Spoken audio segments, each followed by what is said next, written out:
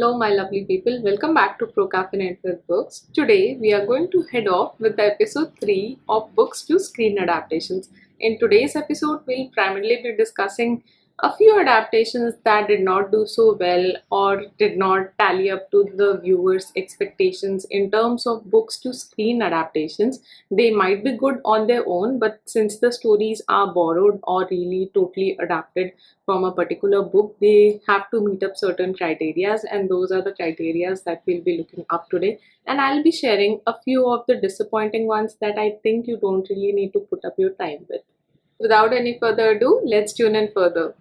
Starting off by addressing the elephant in the room, I'm talking about Shadow and the Bone, which was one of my most anticipated books when it comes to books to screen adaptations or a fantasy series on its own as well. It's one of my favorite series, and that's why I had really high expectations, especially from Nikolai and a few other characters like Ben Barnes, etc. Somehow the screen adaptation did not really do well. A primary reason for that being is they actually clubbed a lot of books together in forming season 1, and in season 2 they also combined two different series. Like season 1 is basically a combination of Shadow and the Worm, which is book 1 in the series, and also the Six of Crows as well, put in together. So it looks like there are two parallel tracks that are running in, and I actually have a detailed review of what I did not like in the screen adaptations that I'll try to link up in the eye for you guys, so you can check that out as well. But those were my primary reasons, because of mixing a lot of characters and plots together into a single series. By creating it, you just jumbled it up, and things were not really making sense, especially from a reader's point of view. Honestly, it just seems to be the pattern that you will either like the online series because it has a different script writing of its own going ahead, or you will like the books. There cannot be best of both worlds, sadly, in this case. On number 2, I have for you The Handmaid's Tale by Margaret Atwood, which is basically a dystopian science fiction book, and it also revolves around a lot of feminism related concepts. And if I had to summarize this whole plot mystery in a single word, it made me feel horrible. But talking about the storyline, it's the story of handmaids who are these days employed at different homes, and women, since they are no longer allowed to be educated any further, they have to suddenly drop out everything. They are just tied up to a particular home who will basically give them food, clothing, shelter, kind of a scenario. And in responsibility towards it, you just basically do everything related to the chores and other work. Plus, you are also supposed to be a baby making machine because there are birth rates that are ever declining, and things are just going hayward down, and men have taken control of the society entirely, and women have stopped educating themselves, or are they basically stopped from being educated, and there the whole life of a handmaid is shown to you in a gruesome way. And as if that wasn't horrifying enough, the screen adaptations did really a horrible job of converting this into an online gruesome scenes, and so horrifying that you wouldn't even want to continue to watch it. I had to DNF both of them. Next up, I have Daisy Jones and Six. Now, first and foremost, a clear disclaimer for my lovely people watching out there. I only picked this book up because I really loved The Seven Husbands of Evelyn Hugo, and that's why I thought TJR would be some of my favorite authors, maybe. So I gave it another try, tried another book, and I was quite disappointed by this book. But I thought maybe on the screen adaptation they'll revive themselves or add a certain twist to the story that will make it worth watching. But sadly, none of those things happened. Let's give you a brief glimpse about the story here. It's around people who are basically working in a band, 6 people, and they are working in LA, and the band is doing somewhat fine, somewhat on the brink of extinction kind of a thing, because they are not really very hit. And that's where the lead singer actually is about to have a baby, and he's just facing a difficult choice whether he wants to embrace fatherhood or go after his band and make up a new career out of his talent and band and other things. And that's where the producer actually spots Daisy, who is this stunning, light and charming armor kind of a lead singer who has the captivating presence of making everyone around her just focus on herself. and she has a really nice personality. That was something that the author did develop really well. Sadly, the few charming things that the book still had were not even present in the online series, and that's from my point of view. And even the people who actually loved the book, like they gave it 5 out of 5 stars, were actually disappointed from the series solely because the script writing wasn't done really well. It had a bit lack of the luster that teacher actually does a really good job of giving. She did it in the Seven Husbands book too, and I think she did it in Daisy Jones as well, especially in Daisy's character. And those things was really missing, and those were the only few things that actually made the book worth the read. And the whole charisma of the band, the travels, and all the nausea, drugs, and all those things were actually the accompanying factor. But within the online series, I think they became the prominent factors, whereas the ones that actually had their prominency in the books actually were somewhere subdued in the overall plot.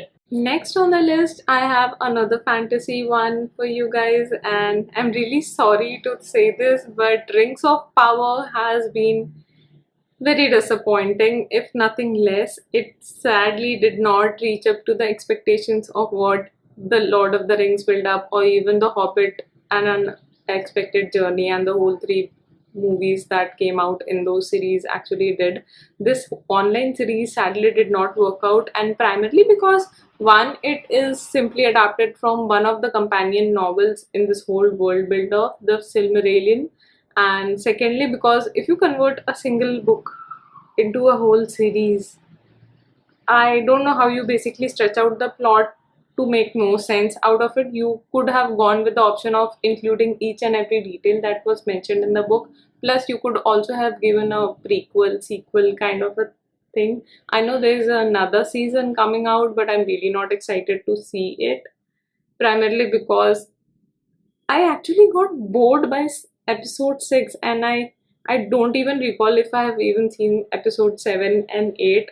It was just like five different things happening in five different worlds and nothing connecting it back together.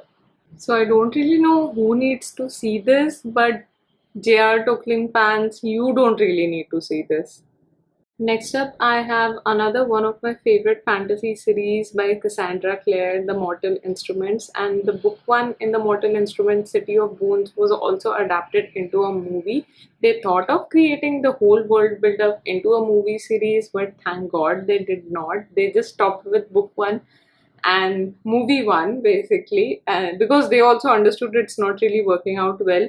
I would strongly suggest you guys to read that book instead of giving the movie a chance, because it will just spoil the whole vibe for you. Cassandra Clare did a really good job of building the whole world build of vampires, werewolves, everything that you can possibly imagine in the mythical magical creature world, with Valentine in there acting as the devil daddy. So a lot of aspects have been added in the book, and the movie sadly lacked pretty much everything apart from the storyline. It just captured the story and made a very weak fan fiction version of it. So do yourself a favor, save yourself from the movie. If you're so interested in the Mortal Instruments, read those 6 books and you'll have a closure in there. Next up, I have The Girl on the Train with You, and this is one of the most renowned suspense book. If I talk about from the old school days, I read it back when I was in college, and it was really famous back then. And then sooner the movie came out with featuring Emily Blunt in it. And don't get me wrong, I love her acting personally, and she's one of my favorite actresses too. But the movie sadly did not reach up to the expectation. Could be because the story was such that it could be consumed better in a reading format than in an audiovisual format, because the storyline did not really feel the same. I think the essence of the story was really missing from the movie. The storyline here is about a girl who takes a train to commute every day to work, and from the train she actually looks out the window and observes similar people working out their daily schedules and everything while they are going ahead with their lives. And the train obviously stops at the same stoppages. And there's this one particular family, husband and wife, whom she looks at from afar and she feels like everything is really perfect for them, but then one day she suddenly sees something in just that 1 minute time frame window, and she now knows something that she shouldn't probably be a part of, and they would soon realize it too. Next up, I have one of the classic books for you, which is Jonathan Swift's work, and it's none other than Gulliver's Travels. And this is one of the books that a lot of us might have come across when we were in schools or in our childhood days. And this is really a great story from entertainment and life's perspective of viewing life in a very different vision format without any restrictions or boundaries. The movie also carries a similar essence, but I think the by far best compliment the movie could get it is that it is hilarious, no doubt, but it is certainly not really a good adaptation of the book. Now, I felt it necessary to clarify that there are a lot of Gulliver Travel movies that have been adapted over the period of time. I have personally only watched two, the 1996 version and the one that came across 2010 or something, I think. And I'm particularly talking about 2010 movie in this case. That is the movie that I think did not do justice to such a classified work.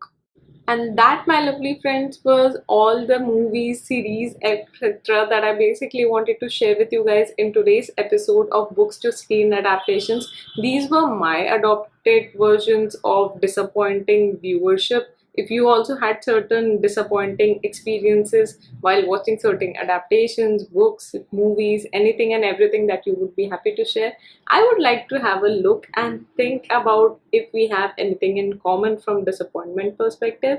And I think if you have made so far in this video, drop me a camera emoji down in the comments below, and I will catch up with you in my next video. Until then, keep your coffee strong and your TBS long. Goodbye.